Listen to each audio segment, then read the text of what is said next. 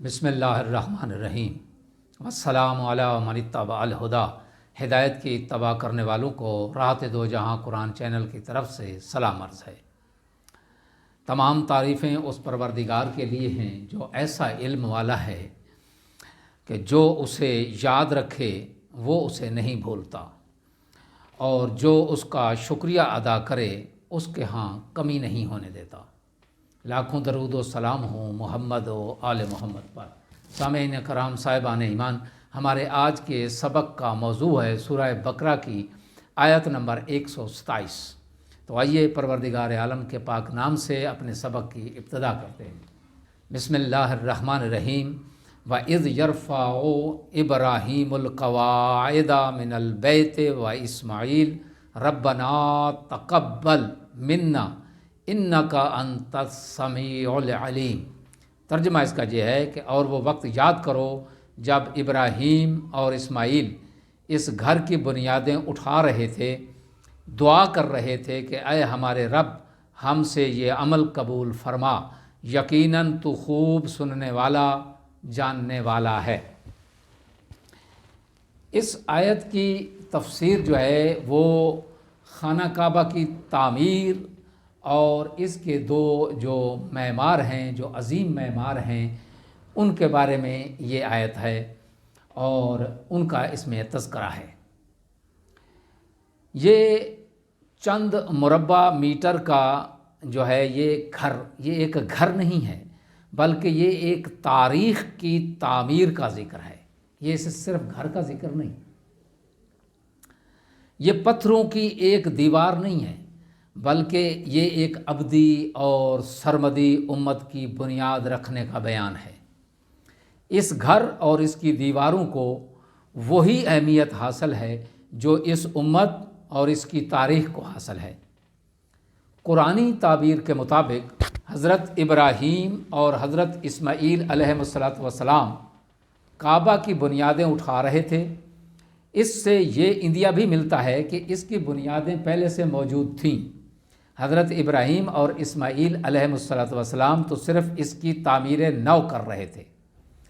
دوسرے قرآنی شواہد سے بھی معلوم ہوتا ہے کہ خانہ کعبہ اس سے پہلے بیت کے نام سے موجود تھا۔ حضرت ابراہیم علیہ السلام نے بارگاہ الہی میں عرض کی تھی، جیسے سورہ ابراہیم میں موجود ہے کہ ربنا انی اسکنتو من ذریتی بواد غیر ذی زرع عند بیتک المحرم۔ میرے پروردگار، میں نے اپنی اولاد کو ایک بنجر وادی میں تیرے محترم گھر کے قریب بسایا ہے۔ اس سے یہ معلوم ہوتا ہے کہ حضرت ابراہیم علیہ السلام جس وقت حضرت اسماعیل علیہ السلام کو عالم طفولیت میں سرزمین مکہ میں بسا رہے تھے، اس وقت کعبہ بعنوان بیت موجود تھا۔ بیت اللہ یعنی کعبہ دنیا میں عبادت کی خاطر تعمیر ہونے والا یہ پہلا گھر تھا جسے حضرت آدم علیہ السلام نے تعمیر کیا تھا، اور گردش زمانہ سے اس عمارت کے آثار ہی باقی رہ گئے تھے، تو ان کو حضرت ابراہیم علیہ السلام نے دوبارہ تعمیر فرمایا۔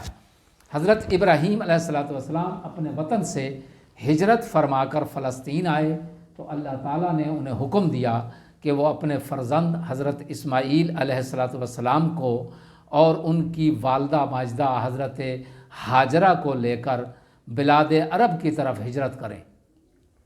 چنانچہ حضرت ابراہیم علیہ السلام مکہ تشریف لائے، اور جب حضرت اسماعیل علیہ السلام جوان ہو گئے تو ان کی مدد سے حضرت خلیل اللہ نے خانہ کعبہ کو از سر نو تعمیر کیا۔ حضور اکرم صلی اللہ علیہ وآلہ وسلم کی بعثت سے تقریباً 500 سال قبل ایک سیلاب سے کعبہ کی عمارت منہدم ہو گئی۔ عرب قبائل نے اس کی تعمیر کے متعلق کچھ امور طے کیے اور آپس میں یہ تقسیم کر لیا کام کہ کون سا کام کون کرے گا، لیکن جب حجر اسود کو دوبارہ نصب کرنے کا وقت آیا تو ان کے درمیان اختلاف پیدا ہو گیا۔ ہر قبیلہ یہ شرف خود حاصل کرنا چاہتا تھا، آخر کار فیصلہ نہ ہو سکا، اور یہ فیصلہ ایک 35 سالہ نوجوان محمد ابن عبداللہ کے پاس آیا اور ان کو ثالث بنایا گیا۔ جب آپ صلی اللہ علیہ وآلہ وسلم کو ثالث بنایا گیا تو آپ علیہ الصلوۃ والسلام نے اپنی فہم و فراست کی بنیاد پر فیصلہ فرمایا کہ حجر اسود کو ایک چادر میں رکھا جائے اور تمام قبائل مل کر اسے اٹھائیں۔ چنانچہ ایسا ہی کیا گیا۔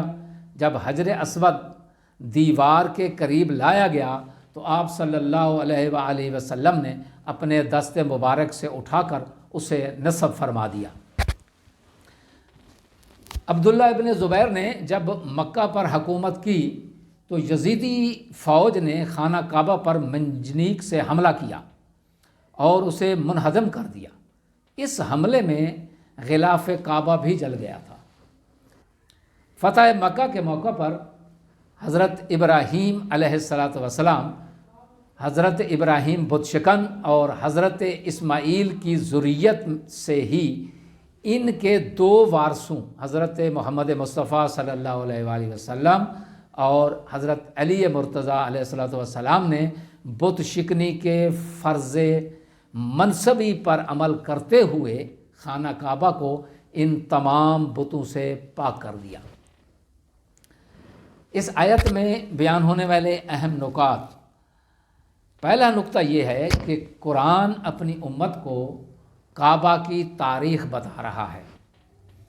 دوسرا نقطہ یہ ہے کہ دعائے ابراہیم علیہ السلام میں دین اسلام کی تاریخی سند پیش کی جا رہی ہے کہ حضرت محمد مصطفیٰ صلی اللہ علیہ وآلہ وسلم کی رسالت دعائے ابراہیم علیہ السلام کے عین مطابق ہے۔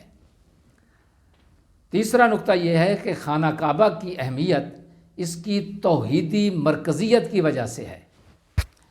اور چوتھا نقطہ اس میں یہ ہے کہ حضرت ابراہیم علیہ السلام سے پہلے بھی مرکز توحید کعبہ ہی تھا۔